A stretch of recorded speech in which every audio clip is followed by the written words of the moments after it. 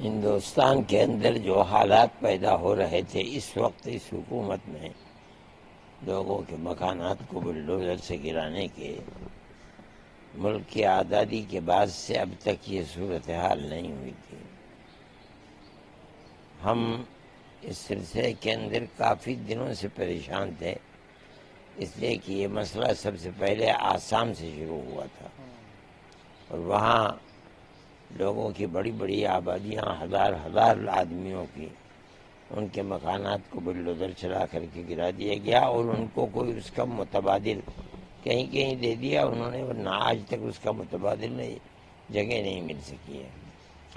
پھر وہی صورتحال اس گورنمنٹ کے اندر ہمارے یہاں آ گئی، یو پی کے اندر یہ سلسلہ چلنے لگا۔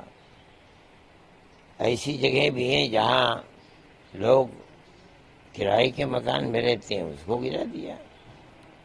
ہمارا ماننا یہ تھا کہ ایک مکان کے اندر 10 آدمی رہتے ہیں، 15 آدمی رہتے ہیں، 12 آدمی رہتے ہیں، ایک آدمی سے کوئی غلطی ہو جاتی ہے، مکان کو گرا دیا، یہ 12-11 آدمی کہاں جائیں گے؟ یہ تو بڑی تباہی کی بات ہے۔ ہم نے یہ سوچا کہ ہمیں اس سلسلے کے اندر، جیسے ہم اور مسلمانوں کے اور غیر مسلموں کے معاملات کے اندر کورٹ کا رخ کرتے ہیں، اس لیے کہ وہ لوگ جن کی زندگی کا کوئی سہارا نہیں ہوتا ہے، ان کے لیے کوئی راستہ نہیں ہوتا ہے، تو ان کے لیے ایک راستہ کورٹ کا ہوتا ہے جہاں ان کو پناہ ملتی ہے۔ یہ بیچارے ایسے غریب لوگ ہیں جن کے مکانات کو گرا دیا کہ وہ لوور کورٹ میں بھی نہیں لڑ پاتے ہیں، چاہے کہ سپریم کورٹ میں آ کر کے لڑیں گے۔ اس لیے جمعیت علماء جس طرح ہمیشہ ہندو مسلمانوں کے معاملات کے اندر ایک دوسرے سے کوئی بھید بھاؤ نہیں کرتی ہے، اسی طریقے پر ہم اس کیس کے اندر بھی آئے ہیں اور ہم ان غریب اور بیچارہ لوگوں کے لیے سہارا بننا چاہتے ہیں جن کے لیے زندگی کا کوئی سہارا نہیں ہے اور وہ اپنی شکایت دے کر کے کہیں جا نہیں سکتے ہیں۔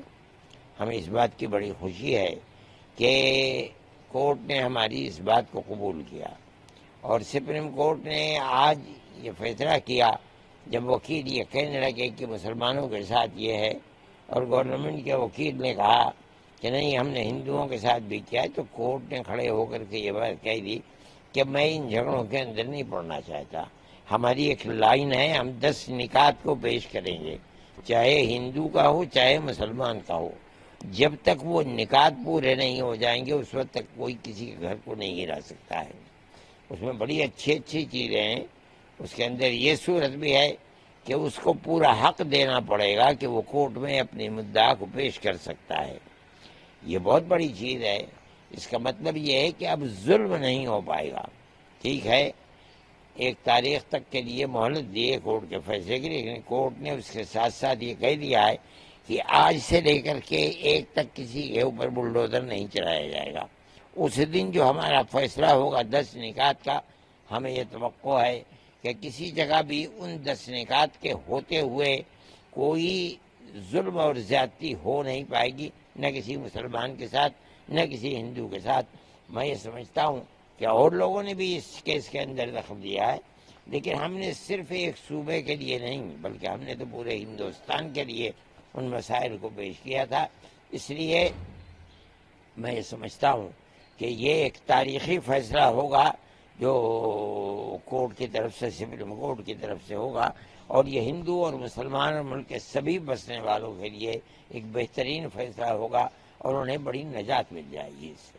کیا امید لگتی ہے آپ کو 1 تاریخ کے بعد جو آپ فیصلہ آئے گا اس سے کیا امید لگائی؟ اس وقت تک جو رخ ہے اس سے ہم یہی محسوس کر رہے ہیں کہ جو 10 نکات ہیں وہ ہر مظلوم کے لیے ایک سہارا بنیں گے انشاءاللہ، اور یہی ہم چاہتے بھی ہیں۔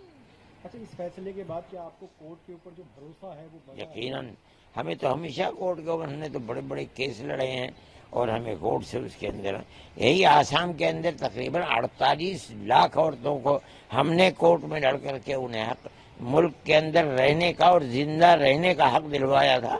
جمعیت علماء ہمیشہ یہ کام کر رہی ہے۔ ہم یہ سمجھتے ہیں کہ بے سہاروں کے لیے سہارا کورٹ کے سوا کوئی اور چیز نہیں ہے، اور کورٹ کی طرف سے، سپریم کورٹ کی طرف سے یہ فیصلہ ان کے لیے بہت بڑا زندگی گزارنے کا ایک سہارا ہوگا انشاءاللہ۔ اچھا، جیسے آپ نے اپنے جو اس نے کہا ہے، انہوں نے یہ بھی کہا ہے کہ خود ہی جج بن جاتے تھے. ہاں یہ صحیح ہے، کس طرح سے دیکھتے ہیں؟ یہ صحیح ہے.